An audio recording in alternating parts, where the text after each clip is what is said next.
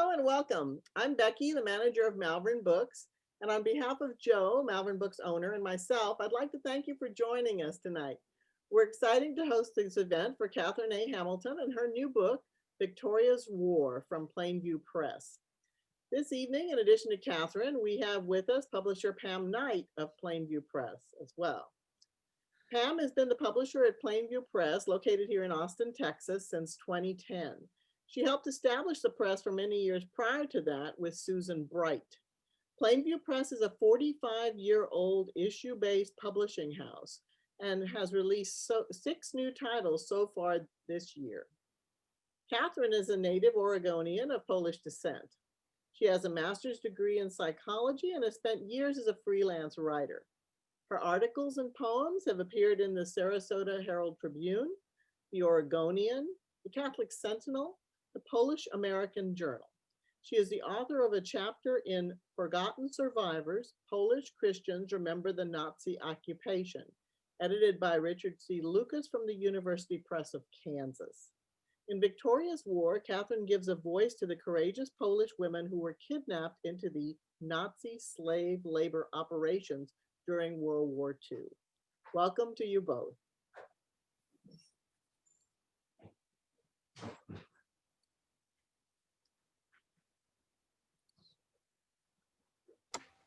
Catherine and Pam, if you could unmute. Catherine, you're muted. How's that? Better. Now you're good. Okay. I don't know how that happened, but I wanted to take a second just to say thank you, Becky, and Joe and Tracy also helped us back there at Malvern Books in Austin. Thank you so much for making this event happen. I was supposed to be in Austin in June. We had scheduled months ago for my actual book launch, and I was prepared to come and stay with my sister, but then the COVID happened. So I'm really happy to be here now, and that some of my books are over at the bookstore. Those of you who have friends that are readers, or if you haven't picked up a copy, Jackie, you're at school, you can just spread the word. There are some signed copies at Malvern Books, and with those signed copies are these custom bookmarks that have artwork on them, so you can just go over and pick those up if you want to. And now I want to say a big thank you to the woman who made my book dream come true, Pam Knight. Thank you so much, Pam, for being here. And Carolyn, thanks for joining us. Pam is going to enter in just a minute. There are so many people that went into making this book possible, and I'm not going to name them all, but I am going to give a shout out to my sister, Teresa Ponzoa, who is here with us tonight. She's also there in Austin, Texas. Thank you. Sending you a virtual hug, Teresa. And she went with me on my first research trip to Germany and Poland. We went together, and she also helped me get this book launch set up. So thank you so much for being here. And Pam, I think you have a question for me. I do. I have many questions for you. But thank you for visiting us here in Austin. And it's great to be here with you. I was wondering if we could start out, if you would share with us a little bit about what inspired you to write Victoria's War. That's a great question to start with, because that's the question that book fans ask me most frequently. What inspired you to write this book? And for me, it was really discovering those 2 women who inspired my main viewpoint characters, Victoria and Etta. And Victoria came to me from someone really close, my own cousin, whom I met 50 years after the war was over. I think, can you see that picture? Mm-hmm. Catherine was kidnapped off the streets of her village in Poland in 1941 at the age of 18 and survived slavery in Germany. she told me it was like a nightmare I couldn't wake up from, but it was real. And somehow I survived, she said, but so many did not. Well, briefly, Becky told you about the story, but for those of you who haven't looked at the synopsis that's also on the website, Victoria's War is a World War II story about Polish Catholic 19-year-old Victoria Darski, who was kidnapped into slave labor during the Nazi occupation of Europe, and about amateur artist Etta, a 20-year-old German woman who is the daughter of Victoria's captors. So we're going to start out with a reading, and we'll meet first Victoria. Chapter 1. Łagodny, Poland, September 1st, 1939. Radio changed Victoria Darski's world. It brought swing jazz and blues into her living room. And on the 1st of September, when she sat on the high-back sofa and reached for the brass knob on the cabinet radio, it brought news of war. This is a special announcement, the commentator said. German tanks crossed the Polish border in a devastating pre-dawn attack that Hitler launched against Poland. Victoria sat upright. Her hands trembled as she dug to the bottom of her black leather handbag and pulled out rosary beads, a cotton handkerchief, and her train ticket. Departure 9/1/1939, 11 a.m., the stamp on the ticket read. Her train would leave in 2 hours to take her to the women's dormitory at the University of Warsaw. She was supposed to start her first semester tomorrow. The announcer was saying that all university classes were suspended indefinitely. Can it be true? Victoria crossed one leg and then the other to buckle the straps on her platform shoes. She hurried to tell her parents the horrible news. By 12 noon, Victoria joined her mother and her sister, Elizabeth, in kissing Papa's freshly shaven cheeks, telling him to come home safely. The Army Reserves called him into active duty. It was the first time Victoria had seen her parents cry in each other's arms. When the long embrace ended and the goodbyes were whispered, the Darski women, Victoria, her mother, and Elizabeth, remained at home, glued to the radio all hours of the day and night, believing that at any moment the Germans would turn back, that Western Europe would come to Poland's aid. Victoria's bag still sat in the front hall closet 28 days later, when Hitler raised the German flag on the Warsaw Capitol building. She couldn't listen to jazz because Chopin's dirge was the only tune that played out of Warsaw, but she played the radio anyway. It was her only solace, her quasi-escape from being held hostage in her own home. It muffled the sound of her sister bickering with her mother about the impossibility of cooking with little to nothing, no salt, no butter. Would there ever be potato dumplings again? Sausage or bacon or ham? Thankfully, over the noise of the cupboard slamming in the kitchen, Victoria heard Chopin. That is until Elizabeth stormed into the living room and said, "Mother wants you to turn the radio off and come help me bring in the laundry from the clothesline." Victoria didn't look up. She straightened her dress hem and ignored Elizabeth. Not until Elizabeth switched the radio off did Victoria look at her sister. Elizabeth's face was flushed brighter than the red polka dots on her blouse, and Victoria said calmly, "I've been 14, Elizabeth. I know it isn't easy, but at least try and behave like a lady." Elizabeth crossed her arms defiantly. "No, you need to help me with the laundry." None of them had set foot outside in weeks, at least not past the clothesline in the backyard. Not since the German soldiers arrived in Łagodny and gave them strict orders not to leave the property. Being cooped up was putting them all on edge. Victoria took a deep breath and gathered her thoughts. The point is, Elizabeth, I'd be at the university if it weren't for Hitler. My suitcases are packed, sitting out there in the hall closet, and I don't plan to let them sit there forever.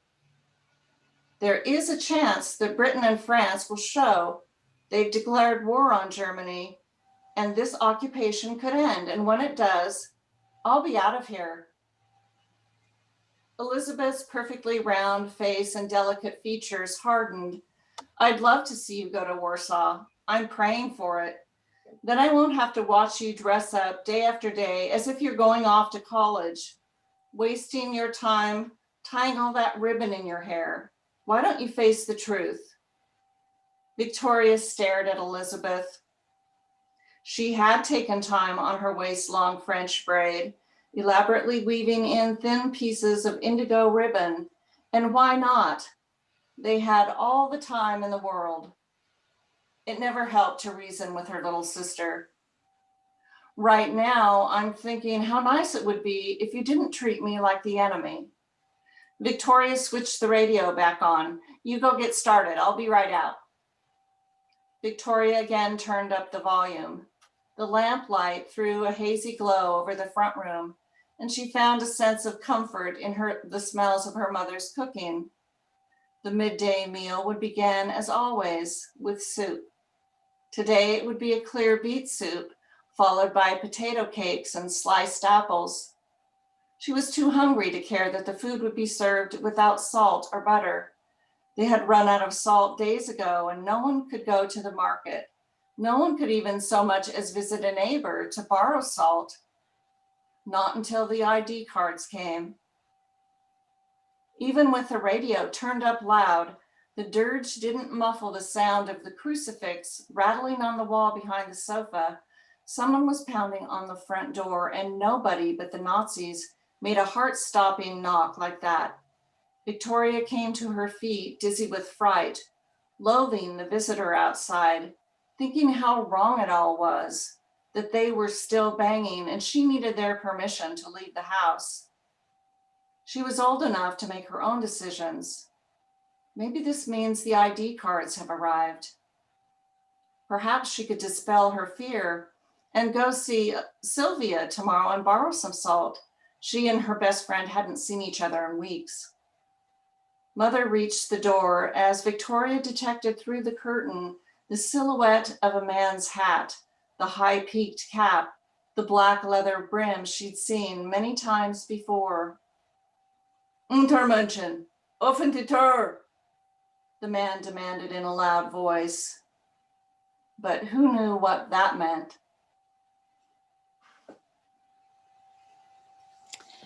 Very nice.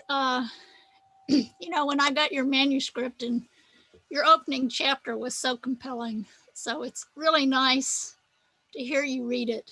You know, it's one thing to read it yourself and it's one thing to hear the author read it. So I was wondering, now you have two main characters in this book. So can you tell us a little bit about what inspired, you just introduced Victoria, the main character, and tell us what inspired your secondary viewpoint character, whose name is Etta. Absolutely. Okay, so Pam, the woman who one of the women that I interviewed was Barbara Benoder, and she was a German woman that grew up during World War II near where my own cousin was a slave on a large farm. But Barbara was, I think she was about 13, and she inspired me to write a German character. I had heard my cousin's story, but I interviewed Jewish Poles, Christian Poles, and Germans. And Barbara still had pain in her voice when she said, "We suffered too. It was a really hard time, a horrible time for the German people under Hitler." And she told me, that her own aunt helped a Polish POW and he was sent to prison for it. And so to demonstrate that both the Germans and the Poles were suffering under Hitler, then Etta came to life. So let's meet my fictional character, Etta, in chapter 3. Etta Todd sat perfectly silent in the surgery waiting room at Mercy Hospital. Her mother sat next to her, hands folded in her lap. On the wall across from them hung a poster portraying an athletic youth with a red armband on his left sleeve. On the red band was a black swastika. The athlete's hair was blonde and his eyes blue like hers. He exuded perfect health. If Etta had drawn this poster art, the man's face would not be pious but strained. The backdrop would capture something hidden, a message about the evils of war rather than the workaday rendering of a Nazi flag on a pole. Her poster wouldn't say everything Nazi is good and perfect and true. That was a lie. A shame that artists wasted their talent on propaganda, on advertisements that hailed the Hitler Youth, a group that excluded young people like Etta. A deaf artist would never get a job drawing for Nazi propaganda. Not that she would take such a job if it were offered to her on a silver platter. Etta loved her attic studio and wanted to be there right now with her pencil and sketch pad, sitting on her artist mat, not sitting in the hospital. In her studio, her easel and paintings lived with the sweet smell of paint drying on canvas. She hated hospitals, the smell of disinfectant, the hard, cold chairs, the bitter taste of iodine on the thermometer when the nurse stuck it under her tongue. But no one asked Etta what she liked or disliked because she couldn't speak and they couldn't sign. The government was requiring Etta to have a procedure. All deaf people had to have it. She knew why. She wasn't an idiot. The only thing her mother had told her about the procedure was that her stomach would hurt for a couple of days after, and she would be glad to be rid of her monthlies, which was also a lie. Etta didn't mind her monthlies. She had taken pleasure in being a woman and hoping one day to be a mother since the first day they started. She turned 13 the very next day, but her mother said she would be glad not to have to launder her necessities every month. Her mother hadn't looked at her since they stepped inside the waiting room. It didn't seem right that the government could make a person have a surgery. What if she got married? What if she wanted a family? Her mother told her deaf people shouldn't have families, but Etta's teacher at the deaf school had a son, and both she and her husband were deaf. Etta looked over at her mother. Mother wasn't a beautiful woman, but she made up for it by dressing in fashionable clothes. Mother was particularly fond of the pinstriped ladies' trousers she wore this morning. She and her neatly pressed blouse hid behind the woman's magazine, The Newland. Etta tapped her mother's leg to get her attention. "Why don't you want to talk about it?" she asked in sign language. "About what?" her mother signed and returned to reading. Obviously, she didn't want to talk. Etta tapped her mother's leg again. "About why I'm here." "It's a small surgery. You won't feel a thing. Can't you see I'm reading?" "I'm 20. I have the right to know the details." Mother looked annoyed and her hands shook with anger when she signed. "The Führer says, and I agree, Etta, that deafness isn't something we would wish on anyone. It's a hereditary defect. The Führer says we need space for healthy people. What's there to talk about?" "I like children." "You want more deaf people? Is that what you're saying?" Etta let her hand fall into her lap. She stared at her mother. After a long moment, she signed. Yes, that's what I'm saying. I don't think it's right. I don't agree. Very good.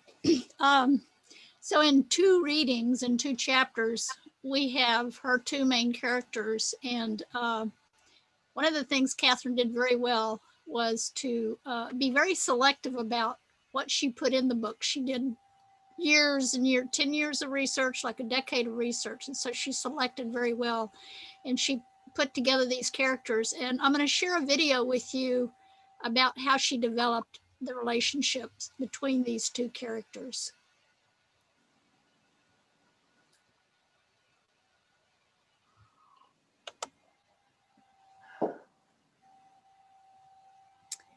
I think I'm going to share it. There it is. Okay.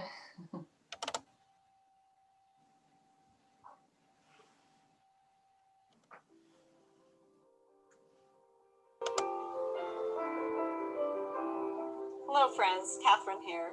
Today I'm going to talk about developing character relationships.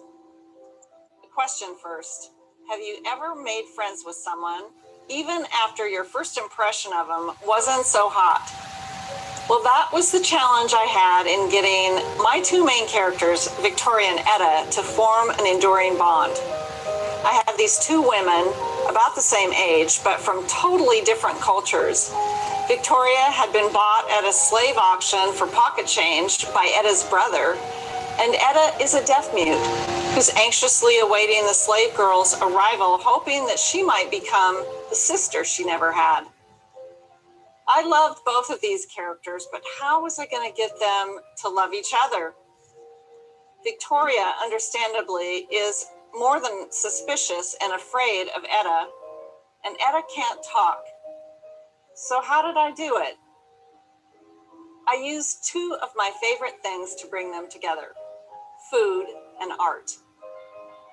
Etta sneaks Victoria food from the very start, and the 2 of them communicate using Etta's sketch pad in the bakery attic where Victoria is held, the same place where Etta has hidden her anti-Nazi paintings and drawings for years. It was really fun to write, and I can't wait to hear what you think about it.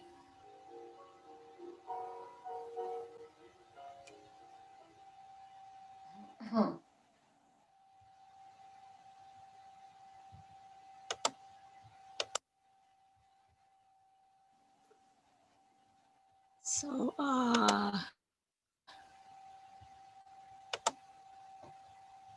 am I in control here? We can see, I think we can see your, there you are. There you are. Okay. Yep. Okay. Okay, well, thank you so much for sharing that video, Pam. I had a great time creating a series of videos during my book launch week, which was back in June.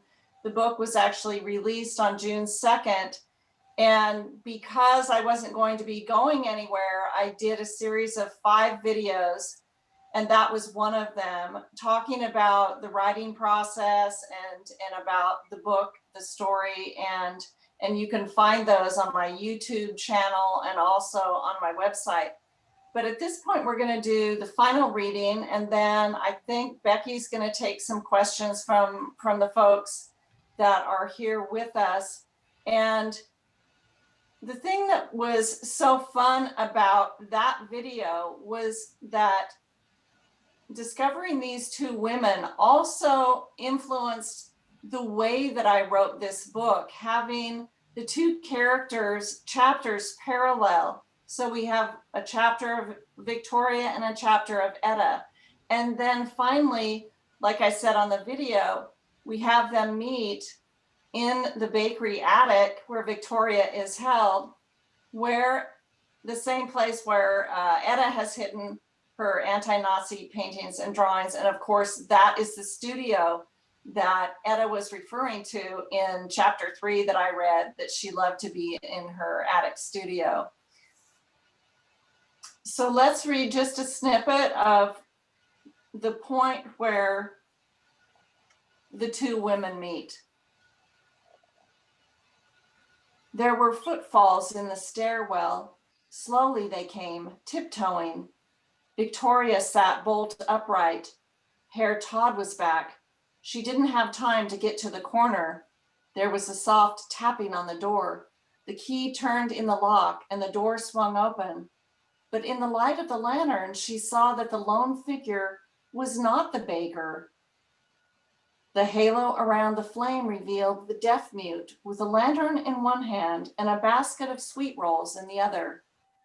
The deaf intruder quickly stepped inside the attic and closed the door behind her. It seemed Victoria's visitor was content to stand there and behold the shaved-headed creature sitting on the floor. But Victoria's visitor was a strange creature too.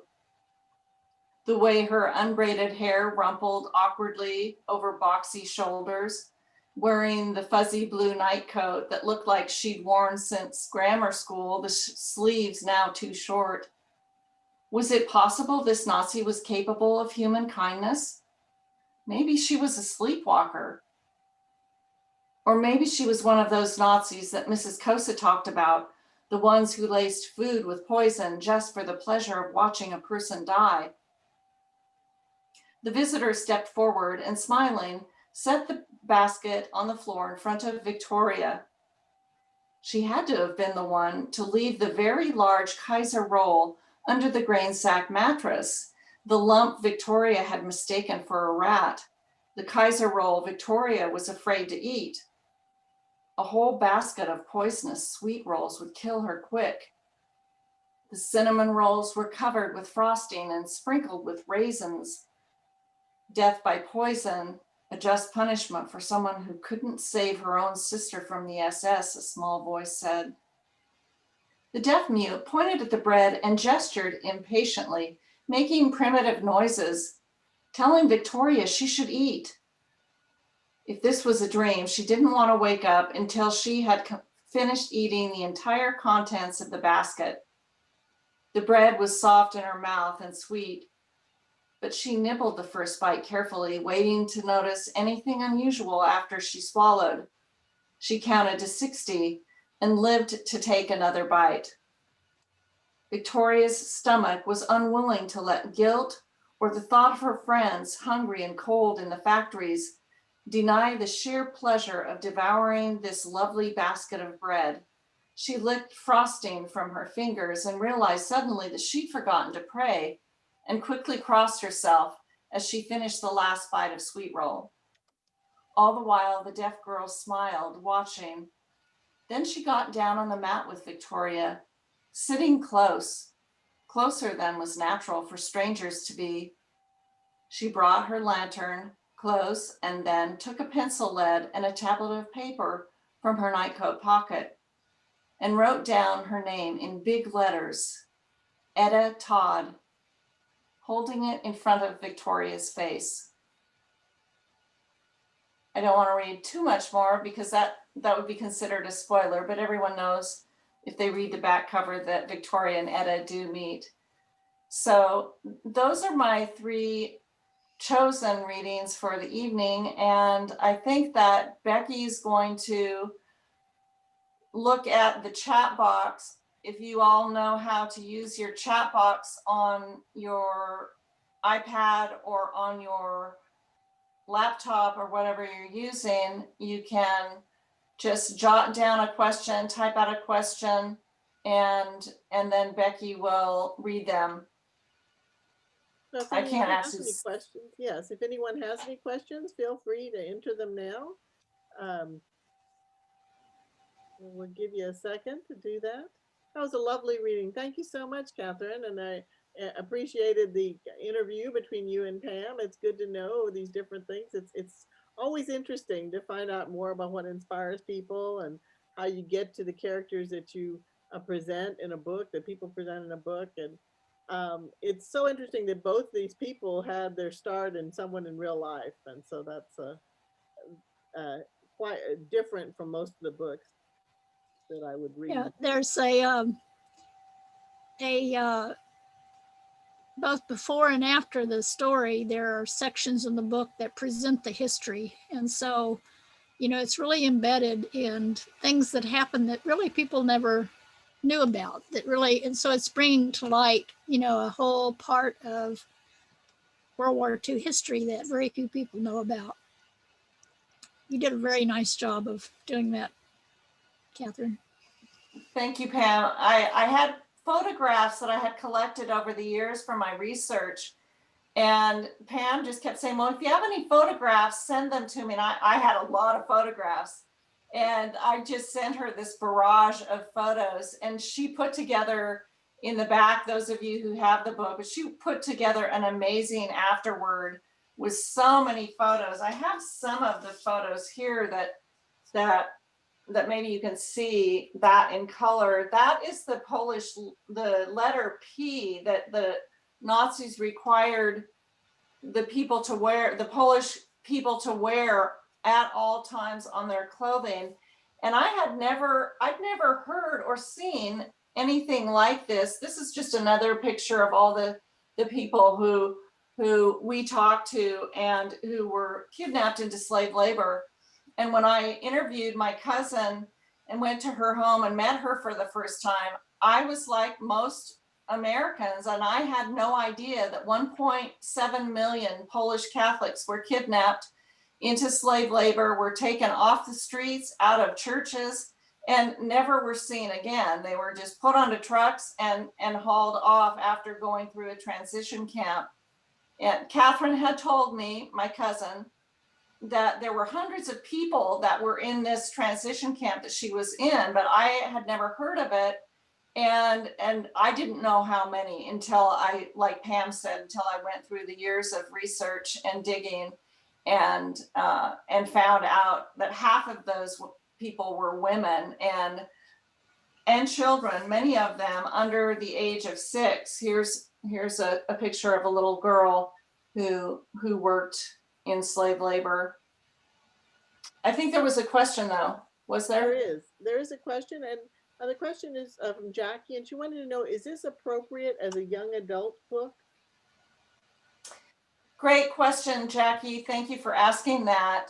This is really an adult fiction. It's a war story, and I would say that high school seniors would be okay, and maybe a mature high school junior would be a good fit for this novel, but you have to remember that it is war, and there are scenes of war violence. There's abuse. Some of the women were actually kidnapped into prostitution, and while there's not explicit sexual scenes, these are things that, so I did not categorize it as YA. That makes sense. Mm-hmm. Can you unmute Kitty? I think she wants to say something. Yes, I wanted to make a comment. The first problem I had with your book was I was enjoying it a lot, and I left it on the couch, and my significant other picked it up, and he is Jewish of Polish descent. Okay. He was so into the book that he forgot I was even in the room. And then he said, I really liked it. And I said, wait a minute, that's my book. I'm going to read it. But the other thing I wanted to point out was that he and I are both old enough to remember the effect on our parents of World War II. And this war was my father was gone for 3 years during World War II. And both my significant other and I, his father was in the army too. My father was an army captain in World War II fighting the Germans. And these are very, very wonderful things that we want to find out more about. And I really appreciate your insights and your descriptions. And also, by the way, your beautiful writing and characterization. Wow. Thanks so much for the comments. The thing that has been the most surprising since the book came out, thank you for reading it, tell your husband thank you for reading it too, is how moving it is to have people read read Victoria's story, and I know it's out there, and I'm going, wow, people are reading it. And then to hear what you have to say, it's very frightening as an author to put your work out there and then go, oh my gosh, what are they going to say? So it has been just a real amazing journey to have look at all these reviews on like Goodreads and on Amazon. And I've gotten choked up so many times. In fact, my youngest stepson, his childhood friend who lives in China, got the book. I don't know how he got the book, but I guess they have some kind of Amazon in China. And he sent me the sweetest email about the book.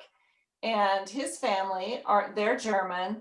And I was reading the email and I was going through it. And then I hand my phone to my husband because I was so choked up by his comments, like I feel when you just talk to me about your husband and you reading the book, that I couldn't finish it. So yeah, I get really choked up when I hear this stuff. It means a lot. Thank you. Now, Jackie also asked, she mentioned, have you watched The World at War on PBS? And she wanted to know if you can ride that wave because it's set in Poland and has some of the same themes. I haven't watched it. No, but we will. We're always looking for something. Is it a really difficult thing to watch, Jackie? Well, I don't know. I would say that, it speaks to the same themes that you're talking about. Yes, you see violence, you see death, you see families torn apart. It's set in England. There are characters in England and in Poland. It's at the very beginning of what you're talking about. But some of the same things happening to them that you write about. So, boy, I'd ride that wave. I will. It's a wonderful series. It is. I binged it out, so I have to wait till next season. No, it's called A World at War. World at War, right? Jackie? I think just World at War. I don't think it's World at War. It's in the chat. It's written on PBS. You can check it. Yeah. It's on NBC. Yeah. On I saw it on PBS, so Yeah, that's where I saw it on NBC. Well, it looks like they have it on a couple of different channels then. That's great. Yeah. Well, I have Roku, so I get mixed up sometimes as well. The other thing that is kind of interesting about the process of writing historical fiction, and specifically the World War II era, like Kitty was mentioning, during the entire time I was researching and writing Victoria's War, every year a World War II story came out, or two. And these books. These are books like Sarah's Key and The Zookeeper's Wife and City of Thieves. Yeah. More recently, The Lilac Girls. And my favorite of the year last year was All the Light We Cannot See. Oh, yeah. And it's Brilliant. Oh, my favorite. But it's just so amazing that people just can't get enough of this era. And so I say to people, 2020 is the year for Victoria's War. And I finally got it out there. Teresa knows how long and how hard I worked on this and persisted. So thank you, Teresa. Are you still here? Is my sister still? He's still here. Yeah. I'm Okay. still here. I'm enjoying every moment. Oh, good. Do you have a question? I don't think I do right now. I so enjoyed the journey because I was not the writer. I enjoyed traveling with you to Poland and learning so much about our family and all the life stories. Mhm. And I celebrate you because I know it took you at least a good 10 years to write this book, all the while rewriting and holding your breath. And, you know, you had so many woes, and it's here. And I'm so happy for you. I love the book. Thank you so it's much. here, and it's well done. And Catherine is making herself available if there's any book clubs that want to read it, and invite her as a guest for a Zoom. And Becky, if you get any orders for book clubs, I'll help you fulfill them That sounds great. with direct shipping. That's We right. always talk about shipping. And there is a discussion guide in the book. So great. like one of the things Jackie, you might look at if you get the book is look at that discussion guide and see what you think about how appropriate it is for, different age groups. Some teachers in high school will challenge their juniors and senior students. Some history teachers will challenge them with this kind of material. So something to consider. So the question a little bit more about the research process. So you talked about going to Poland and talking to your relatives there and other research you did. About how many trips did it take you to Poland, and what did that entail? Was it just one call to one relative, or did it end up being this person told you about this person, told you about this person? That's a great question too. And who was asking that question? Jackie, Do you know? as well. Jackie. Okay. Thanks, Jackie. The research was complicated, and I was in Poland and Germany on 3 different occasions, and then went again on a trip with my husband. He was doing some speaking there in Poland. And it started, the story inside the story is that it started with this cassette tape and a letter from my cousin, Catherine, introducing herself to us. And nobody here in the US knew that Catherine existed until the 90s, when the Iron Curtain, remember that Poland was locked down tight right after the war.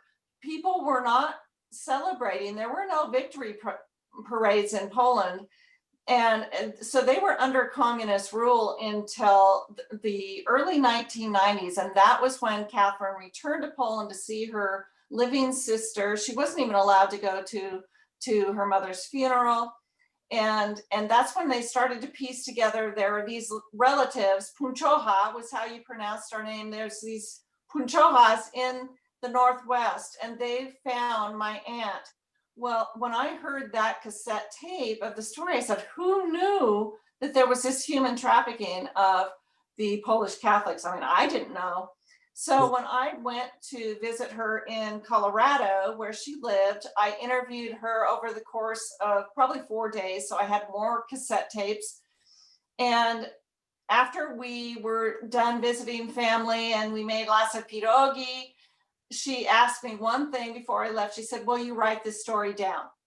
Well, I wanted to. I was practicing psychotherapy at the time. I had a senior in high school stepson, so we had to get through graduation. But then it was after that Teresa and I went on our first travels to Poland.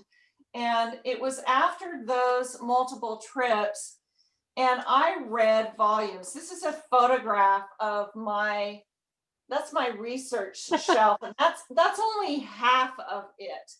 And I read volumes of history, and I did realize that this whole story was bigger than my cousin. It wasn't just hundreds of young people from Harta, where our family lived. It was all over Poland. Now on Facebook, you would not believe how many people say, oh, that sounds just like my babcia. That was just like my aunt, my cousin, my mother. And so that was where I began to take these characters, my cousin and Barbara, like I said, and they became this composite of all the stories that I had collected over time. And some of the characters were cut eventually. I had male viewpoint characters, but it was too big. So, but I did write Catherine's story. And this, can you read that, or is it mirror image? Forgotten Survivors. Forgotten Survivors, yeah. Okay, so this is a nonfiction account, and I wrote Catherine's actual story. It's called Polish Christians Remember the Nazi Occupation, and that was published before she passed away, and she was very pleased with that. And then I wrote in the Polish American Journal this last year, I also wrote an extended version of, because the editor of this couldn't put the entire story in.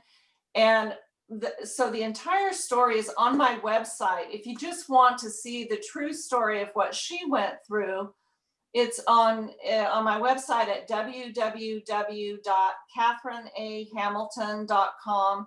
That's Catherine with a C, CATHERINEA Hamilton, HAMILTON.com. And you can read all of the articles that I've written on the subject. So I think we are, unless someone has a burning question, I just want to thank you all again for being here. Thank each of you. It was wonderful to have this intimate group, and I am happy to have Teresa here. She's read the book, and Susan is listening. I know she read the book too. And I hope people do read the book. And Jackie, if you belong to a book club, we can do a Zoom just like this, and I can come to your book club and we can do the discussion questions if you like that. And most of all, though, what's really moving to me is that it teaches people something entirely new about women during wartime and about the Polish experience. And so thank you again for sharing my book launch joy. And I'll turn it over to Becky before we sign off. Well, thank you so much. It's been wonderful. Really have enjoyed this. It was great discussions, wonderful questions.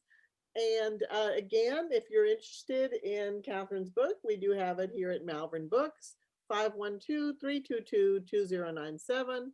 Or you can check our website if you'd like to come in for a store appointment. We are booking those in-store appointments now. So with that, we will say good night. And again, thanks to everyone for being here. Wonderful to see y'all. Good night.